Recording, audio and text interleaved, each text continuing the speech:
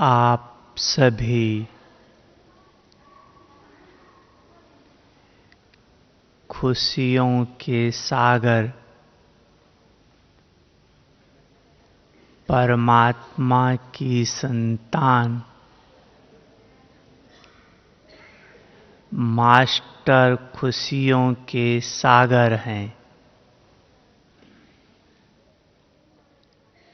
खुशी तो हम बच्चों का जन्म सिद्ध अधिकार है। आत्मा सृष्टि के आदि में सतयुग त्रेता में खुश थी, लेकिन द्वापर युग से जब आत्मा स्वयं को भूल देह भान में आई,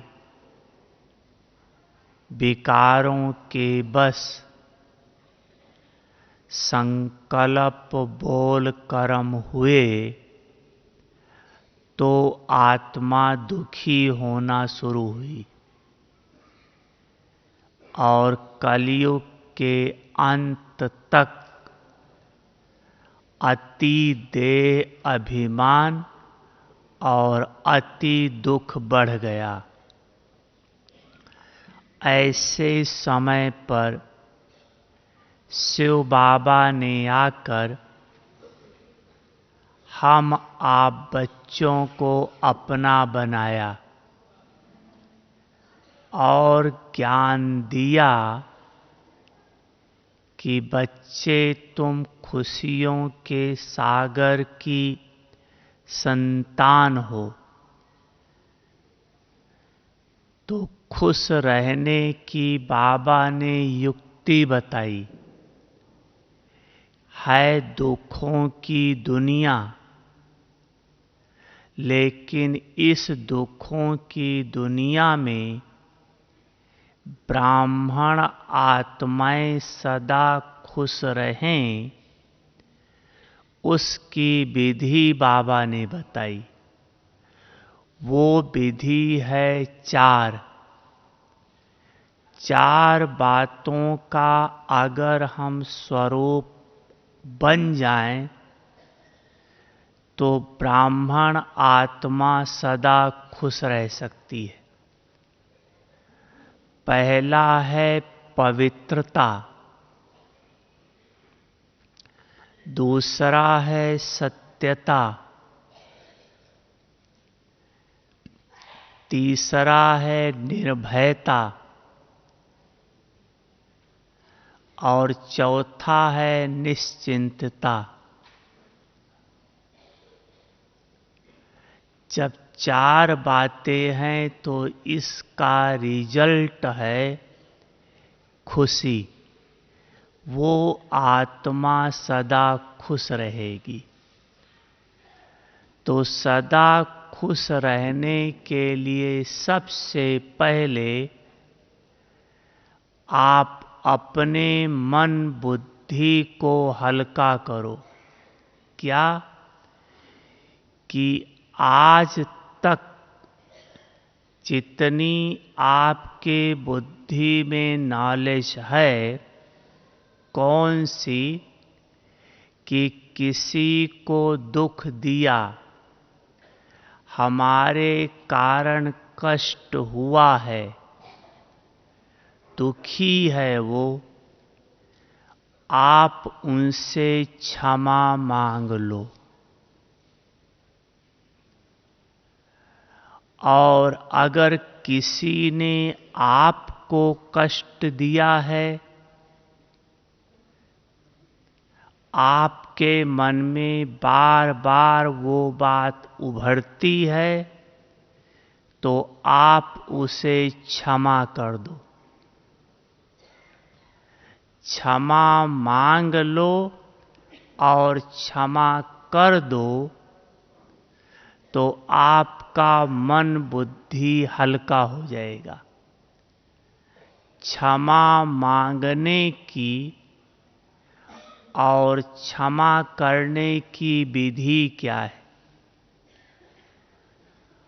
हो सकता है जिससे आपका कोई टकराव हुआ हो, आपके द्वारा दुख पहुंचा हो, या किसी के द्वारा आपको दुख मिला हो, वो सामने ना हो, बहुत दूर हो, तो क्षमा मांगने की और क्षमा करने की बहुत सुंदर विधि बाबा ने बताई है। आज प्रयोग करके देखना। जिस आत्मा को आपको क्षमा करना है, या आप इनडायरेक्ट में नहीं जानते हैं किसको दुख दिया है, स्पष्ट रूप से नहीं मालूम है, तो भी वतन में जिसको मालूम है उसको इमर्ज करो। बाप दादा सामने बैठा है, आप भी वतन में इमर्ज हो जाओ, और जिन आत्माओं को बारे में आपको नॉलेज नहीं है, मनसा से उन्हें भी इमर्ज करो, और इमर्ज करके अपने संकल्प बाप दादा को दो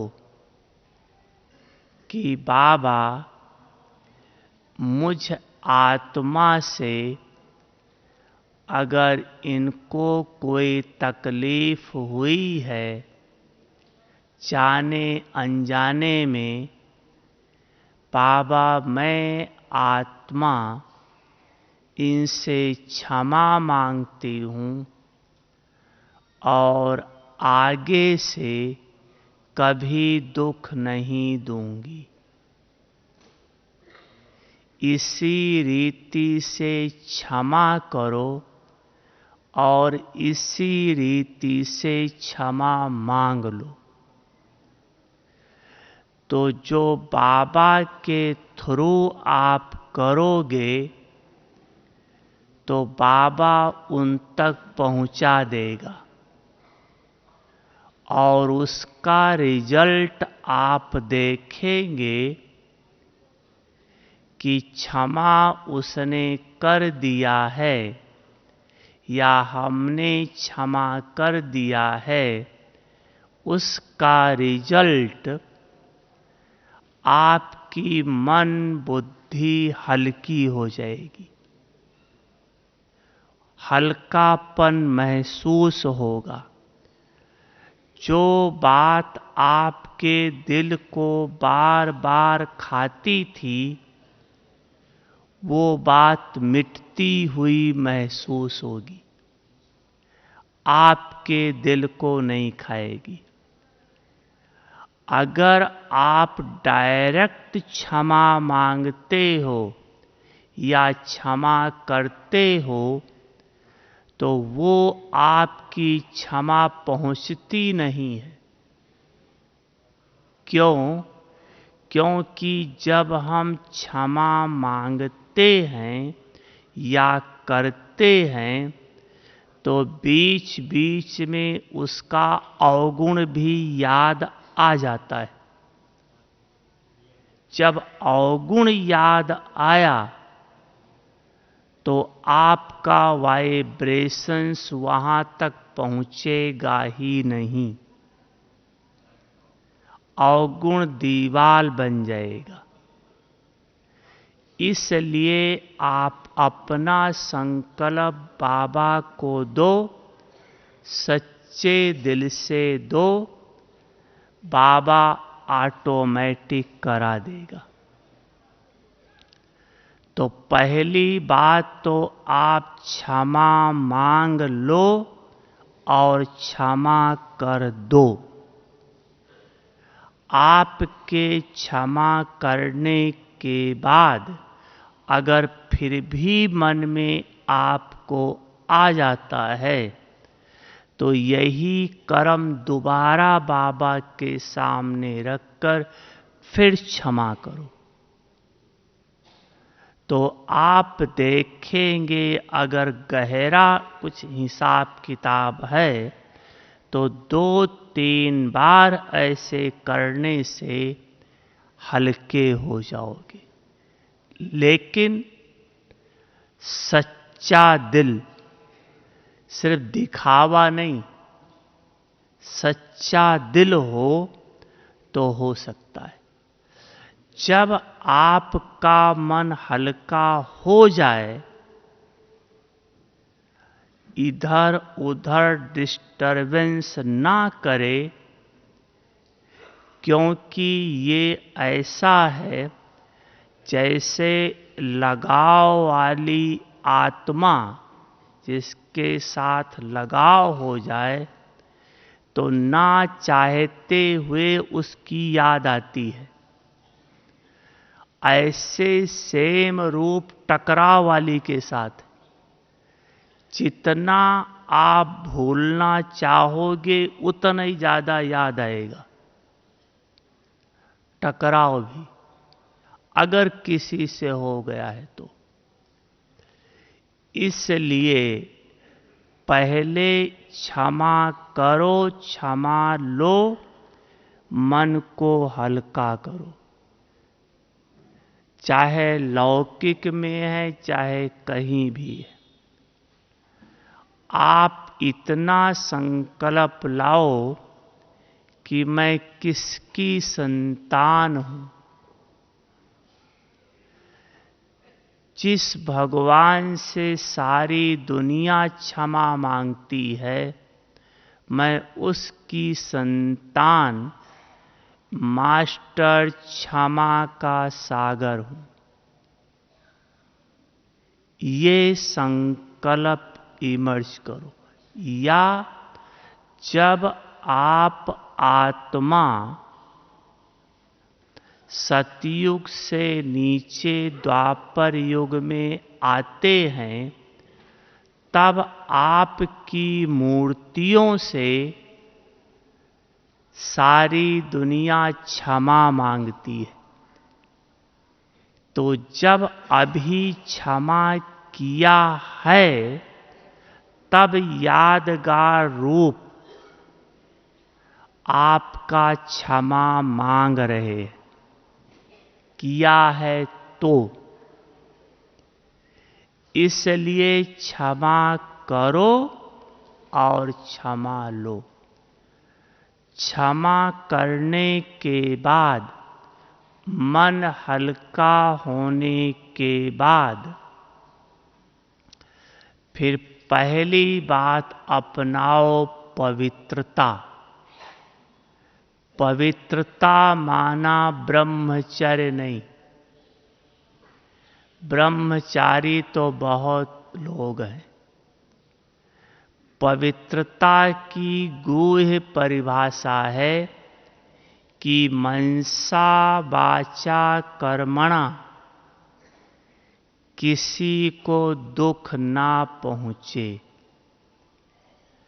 आपके द्वारा दुख ना हो।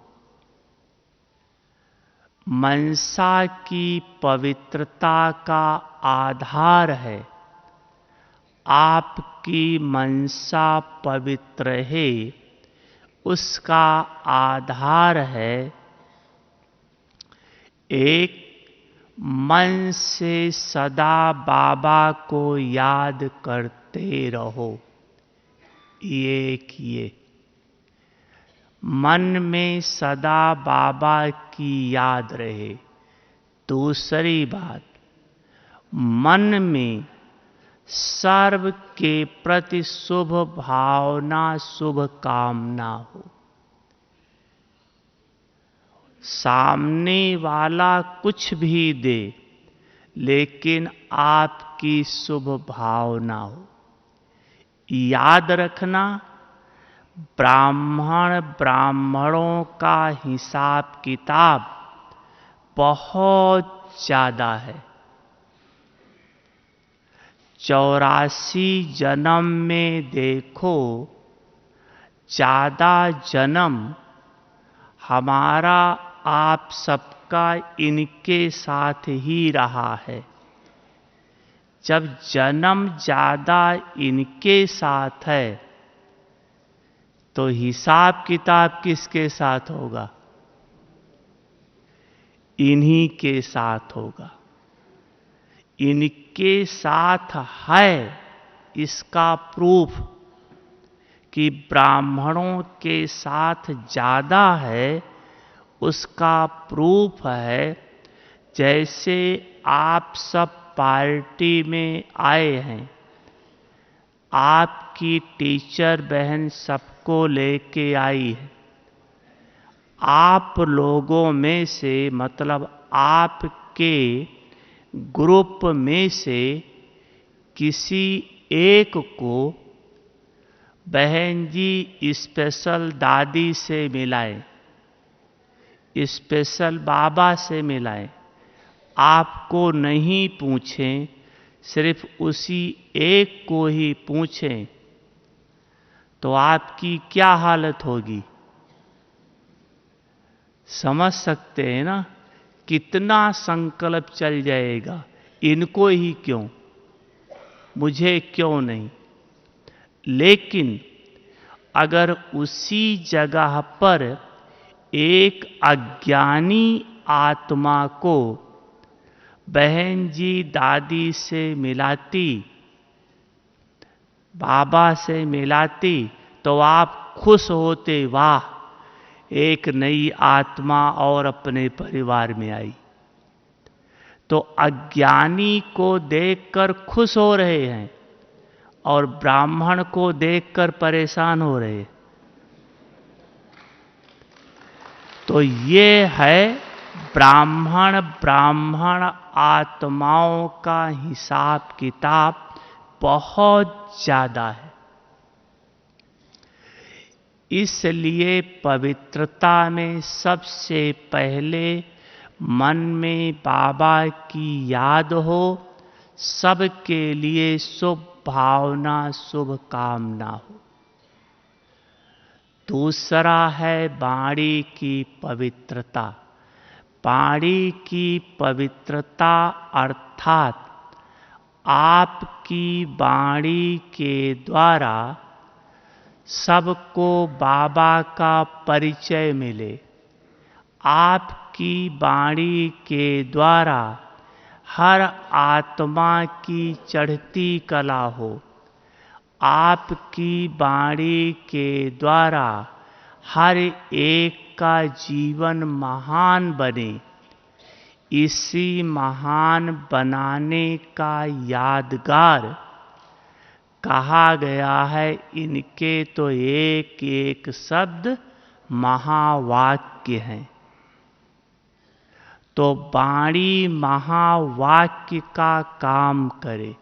महावाक्य अर्थात महान बनाने वाले वाक्य अर्थात शब्द।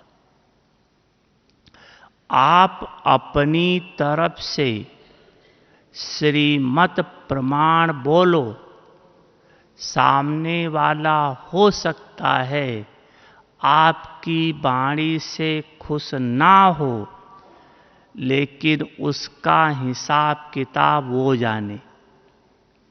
लेकिन आपके शब्द महावाक्य हो। कर्म की पवित्रता अर्थात आपका हर कर्म चरित्र अनुभव हो। चरित्र अर्थात आपके करते हुए कर्म को देखकर हर एक के अंदर प्रेरणा आए कि हम भी ऐसे श्रेष्ठ कर्म करें, इन जैसा करें जैसे आपके मन में सदा रहता है ना, बाबा कैसे चलता था, बाबा कैसे बोलता था, बाबा कैसे बैठता था, ऐसे हम करें। तो हर कर्म प्रेरणा देने वाला हो। चरित्र अनुभव हो, ये है कर्म की पवित्रता।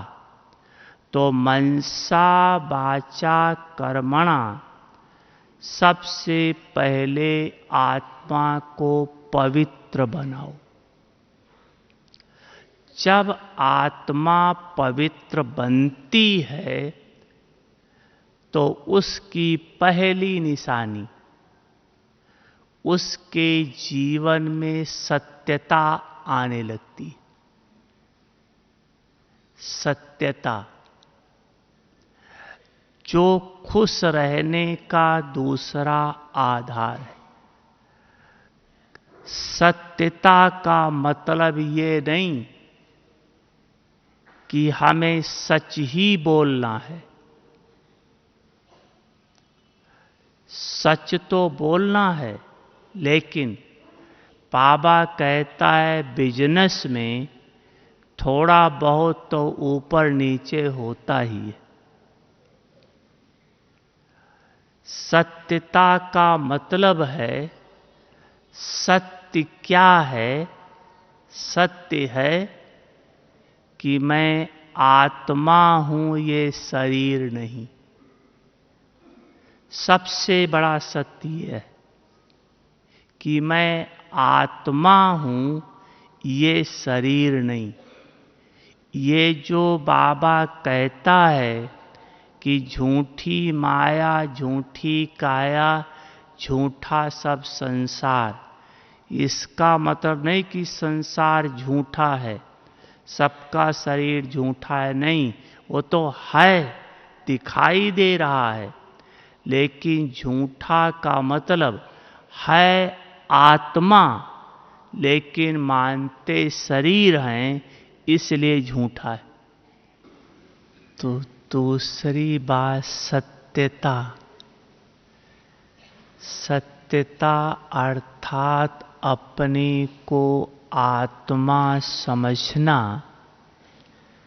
और आत्मा समझकर व्यवहार में आना। लौकिक संबंधी हैं, ये जानते हो रिश्ते में बच्चे हैं, पत्नी है, नॉलेज है, लेकिन आंतरिक स्थिति हो कि ये आत्मा है, शिव बाबा की संतान है। तो सत्यता अर्थात सत्य स्वरूप में रहना, सत्यता के सागर परमात्मा से सर्व संबंध रखना। लेकिन आत्मक स्वरूप में रहने के लिए आत्मा की जो 4 स्टेजेस है, जब आप उस 4 स्टेजेस में स्वयं को सदा रखेंगे, तब आप आत्मक स्वरूप में रह पाएंगे। वो 4 स्टेज है। पहला है देही अभिमानी, दूसरा है आत्म अभिमानी, तीसरा है विदेही, और चौथा है अशरीरी। देही अभिमानी, आत्म अभिमानी, विदेही और अशरीरी, ये आत्मा की 4 स्टेजेस हैं।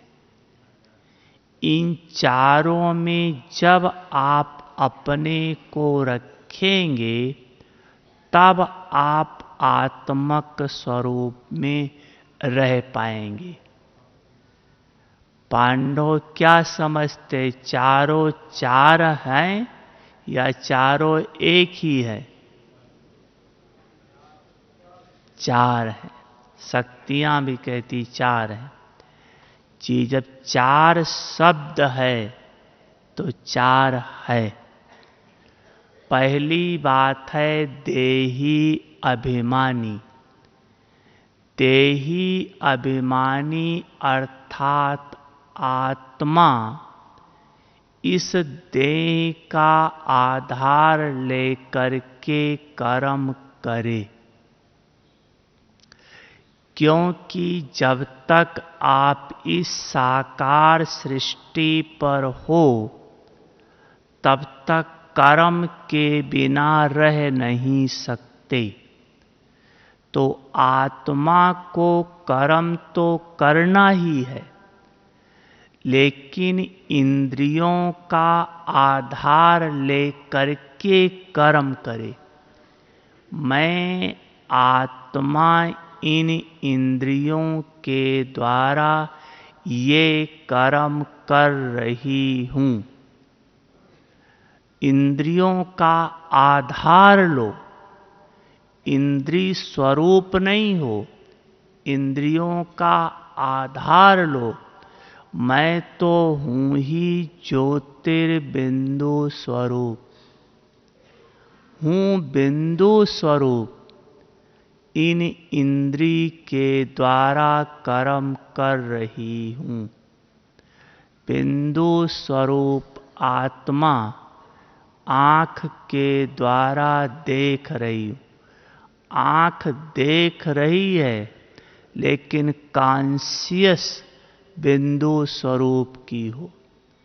मुख बोल रहा है, कॉन्शियस बिंदु स्वरूप का हो। जब ये अभ्यास कर्म में बढ़ाओ तब आप आत्मक स्वरूप की तरफ आपकी स्थिति बढ़ने लगी। दूसरा है आत्म अभिमानी। आत्म अभिमानी अर्थात जब आप योग में बैठते हैं उस समय आत्मा को शरीर की या इंद्रियों की आवश्यकता नहीं है। वो तो जो क्रिया है वो तो चलती रहती ऑटोमेटिक ही। सांस लेना ये सब तो चलता रहता है, लेकिन कोई कर्म नहीं कर रहे हैं, इसलिए उस समय आत्मा टोटल इस शरीर से अलग होकर मैं ज्योतिर्बिंदु स्वरूप हूँ, प्रकाश स्वरूप हूँ, टोटल बिंदु रूप बन करके बाप को याद करना। जैसे शरीर है ही नहीं, मैं हूँ ही ज्योतिर्बिंदु स्वरूप, बस बिंदी आत्मा हूँ। ये कॉन्शियस बढ़ाओ कि हूँ ही बिंदु स्वरूप। चमकता हुआ दिव्य सितारा, भगवान का बच्चा, महान आत्मा, होवनहार देव आत्मा, श्रेष्ठ आत्मा, इस स्मृति में रखो। सिर्फ बिंदी हूँ, पॉइंट ऑफ लाइट हूँ, ये थोड़ा मुश्किल है। बिंदी हूँ, लेकिन कौन सी बिंदी हूँ, उस सोमान को रखो। तीसरा है विदेही। नहीं, देही अभिमानी, आत्म अभिमानी, तीसरा विदेही। विदेही अर्थात काम काज करते हुए, बोलते चालते उठते बैठते किसी न किसी सोमान में रहो। सोमान देह अभिमान को खत्म कर देगा। सोमान आपके संकल्प, बोल, कर्म भाव भावना सब चेंज कर देगा। क्योंकि जैसी स्मृति स्वयं के प्रति होती है, वैसे दृष्टि वृत्ति संकल्प सब चलते हैं। जैसे उदाहरण के रूप में ब्रह्मा बाबा को ये सोमान था कि मैं प्रजापिता ब्रह्मा हूं, प्रजापिता हूं, सारी सृष्टि का पिता हूं। तो कोई भी आता था, चाहे बुढ़ा हो, बाबा से भी बुढ़ा हो, तो भी बाबा उसे बच्चे बच्चे कहता था, बच्चे बच्चे बच्चे, क्योंकि सोमान था मैं प्रजापिता हूं। और प्रजापिता के सोमान के भान से जो बाबा पिता बच्चे बच्चे बच्चे कहता था, उस बच्चे शब्द में जादू भरा होता था, क्योंकि सोमान युक्त शब्द था। आप लोगों ने सुना होगा कि एक बार कहीं बाबा ने मुरली चलाई थी कि थोड़ा चीन और भारत की लड़ाई का था कि थोड़ी सी जमीन के लिए लड़ रहे हैं, ये तो दे देना चाहिए था भारत को। बहुत पुरानी बात है, साकार बाबा के समय की बात। तो वो मुरली गवर्नमेंट के हाथ में लग गई और बाबा को अरेस्ट करने आ गए, क्योंकि देशद्रोह का मामला बन जाता है, देश के खिलाफ की बात आ जाती है। तो बहुत क्रोधित थे, सब कुछ था।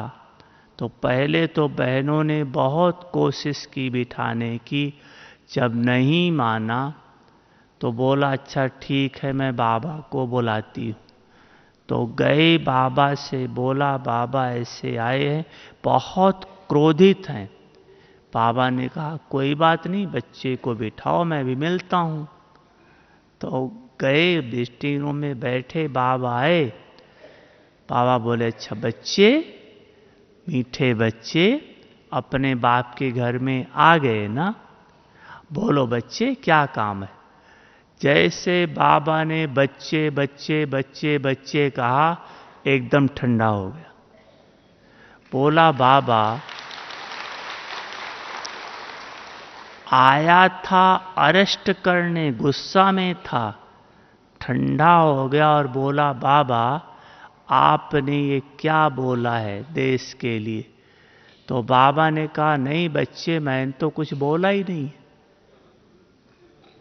तो बोला ये देखो लिखा। बोला मैं क्या करूँ, ऊपर से शिव बाबा आता है, बोल के चला जाता है, मैं क्या करूं।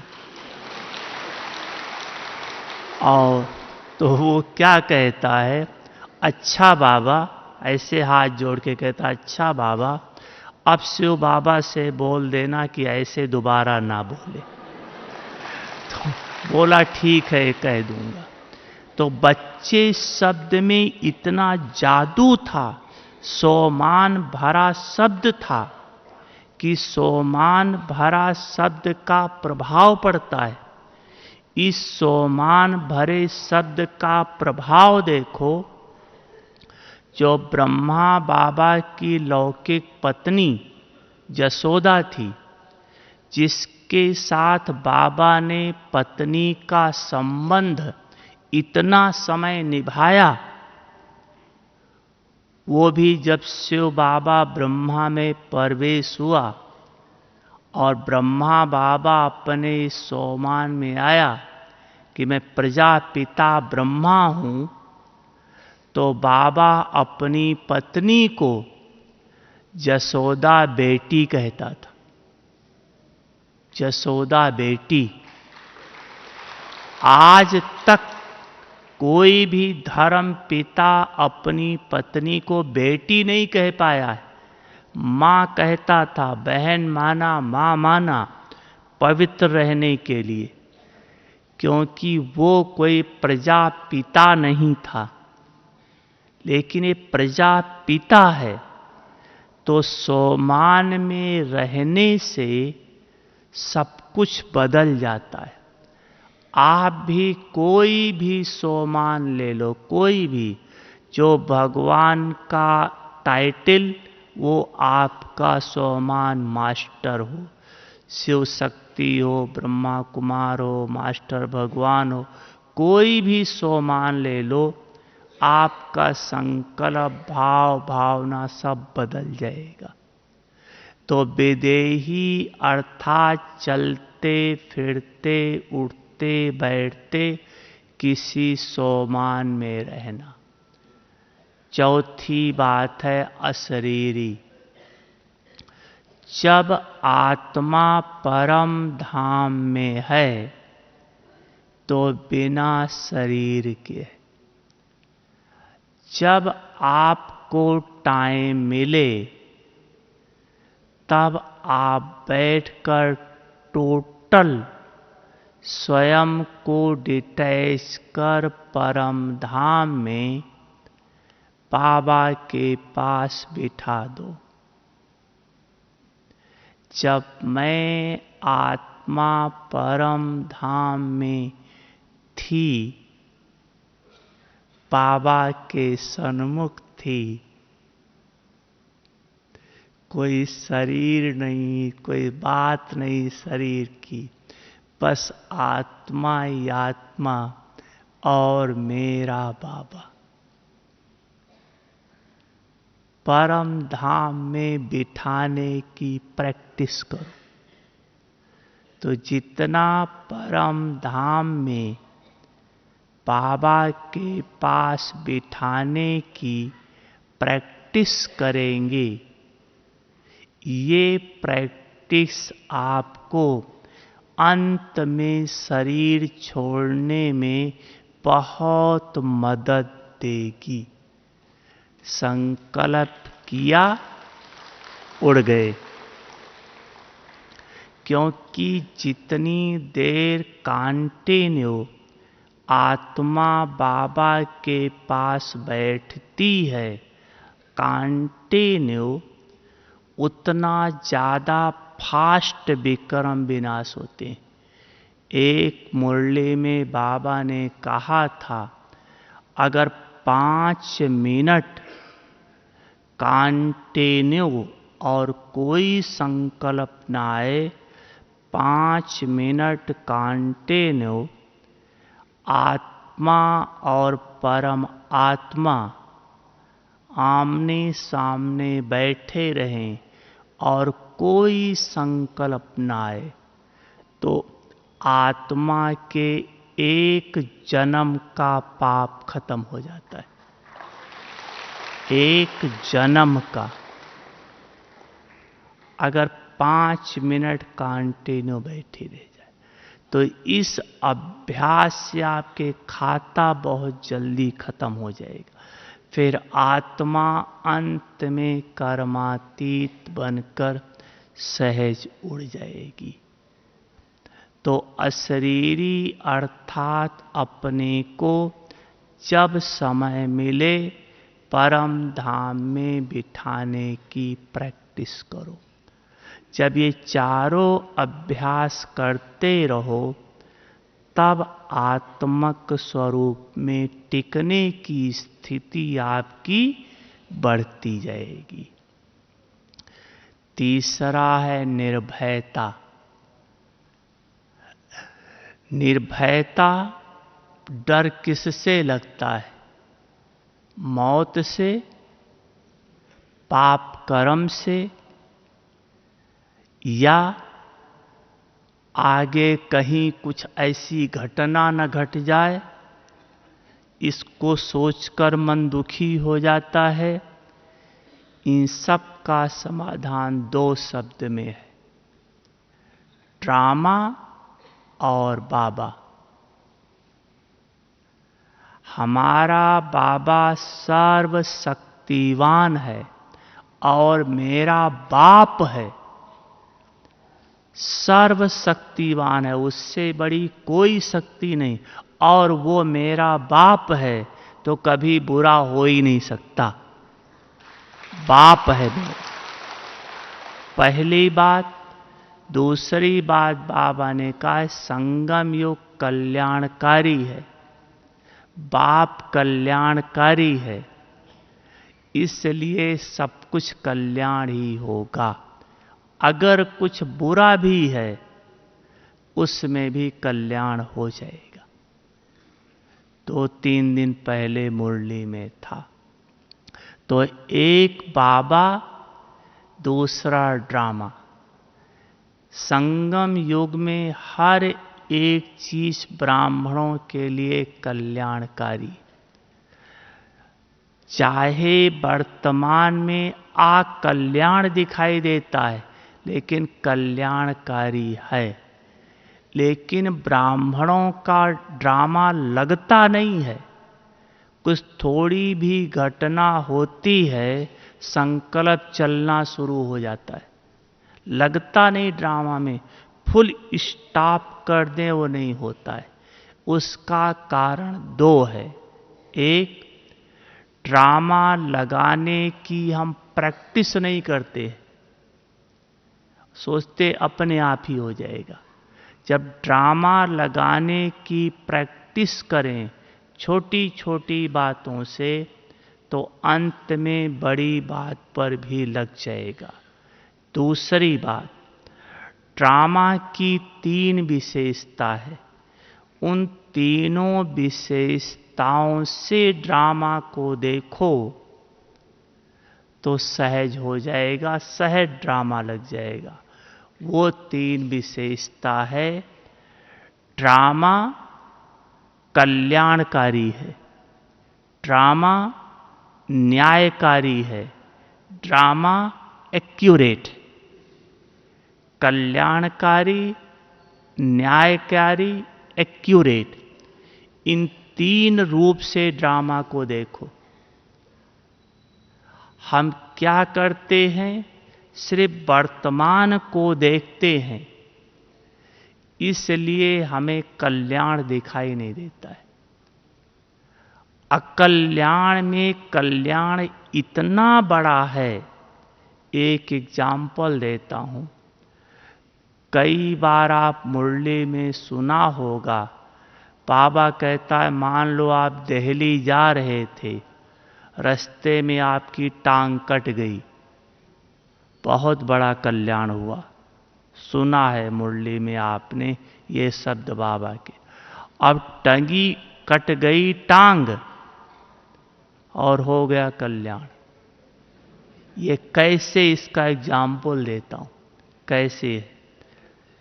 सत्य घटना बताता हूं। एक बहन थी जो साकार बाबा के समय, बेगरी पार्ट के समय, जब यज्ञ में थोड़ा खाने पीने का भी मुश्किल था, उस समय उस बहन ने यज्ञ में बहुत मदद दिया, तन मन धन से सबसे बहुत मदद दिया। और ऐसे समय पर जो मदद देता है, आवश्यकता के समय पर, ऐसे का पदम गुना भगवान देने के लिए बांधायमान है, भगवान को देना ही पड़ता है। तो एक बार वो बहन सुबह उठी चाय बनाने के लिए, तो छोटा सा किचन था, ये बहुत पुरानी साकार बाबा के समय की बात है, समझ सकते होंगे कितनी पुरानी बात। उस समय गैस निकले थे, तो छोटा सा किचन था, वेंटिलेटर भी नहीं था, तो उसने रात को गैस जहाँ है उससे तो बंद कर दिया चूल्हे से, लेकिन जो सिलेंडर है वहाँ से गैस बंद नहीं किया। तो रात को चूहे ने पाइप को कुतर दिया और सारी गैस लीक कर गई। दरवाजा बंद था, वेंटिलेटर था नहीं, तो बहन ने लाइट जलाई, पास तो उसको आई, लेकिन चाय बनाना था तो उसने जैसे माचिस जलाई, गैस चारों तरफ फैला हुआ था, पकड़ लिया और वो बहन उसी में जल के मर गई। अब आप देखो, जब इतनी बाबा की मदद उसने की थी, तो उस समय बाबा ने क्यों नहीं टच किया कि बच्ची नहीं, माचिस नहीं लगाओ, या थोड़ी देर बाद जलाओ, गैस निकल जाने दो। तो जब भोग लगाया, बाबा से पूछा कि बाबा आपने उस समय मदद क्यों नहीं दिया, जबकि बच्ची ने इतनी मदद आपके यज्ञ में की है। तो बाबा ने संदेश में कहा कि बच्ची ने आई बेल के समय यज्ञ में बहुत मदद दिया। बाबा इसका रिटर्न पदम गुना देने के लिए बांधायमान है, लेकिन इस बच्ची के सिर पे इतना पाप कर्म का बोझा था, इतना था कि ये बच्ची योग और सेवा से खत्म नहीं कर सकती थी। अब इसका सारा खाता खत्म हो गया, अब पद ऊंचा फिक्स है। तो देखो कितना बड़ा कल्याण है इसका। ये तो एक जन्म शरीर गया, लेकिन 21 जन्म तक ऊंचा पद तो फिक्स होगा, ये तो एक दिन छूटना ही है। तो ड्रामा को 3 रूप से देखो तो सदा आप निर्भय रहेंगे, कोई भय नहीं रहेगा। और जब निर्भय बन जाते हैं तो उसके बाद निश्चिंतता आ जाती है। कोई चिंता नहीं, कोई गम नहीं, ये अंदर आ जाता है कि मेरा साथी, मेरा रक्षक बाबा बैठा हुआ है। बाबा का बरस हस्त मेरे सिर के ऊपर है। ना कोई दुख, ना कोई गम, ना कोई चिंता, सबसे आत्मा मुक्त हो जाती है। क्यों? जिसने ये 3 बातें अपना ली, वो बाबा के श्रीमत पर 100% स्वयं को चलाएगा। और जहाँ श्रीमत पर चलाया, वहाँ भगवान गारंटी लेता है कि जवाबदार मैं तुम्हारा हूँ। तो इन चारों बातों को अपनाकर सदा निश्चिंत लाइफ बना करके, जब कोई गम नहीं, कोई चिंता नहीं, कुछ नहीं, तो उसका रिजल्ट क्या होगा? आत्मा सदा खुश होगी। तो सदा खुश रहेंगे, तब यही संस्कार 21 जन्म तक खुश रखेंगे। और द्वापर युग से आपकी मूर्ति के आगे भगत खुशियां मांगेंगे, दाता मुझे एक पल की खुशी दे दो। ठीक है? इन चारों बातों को अपनाकर सदा खुश रहना ही है। अच्छा, ओम शांति।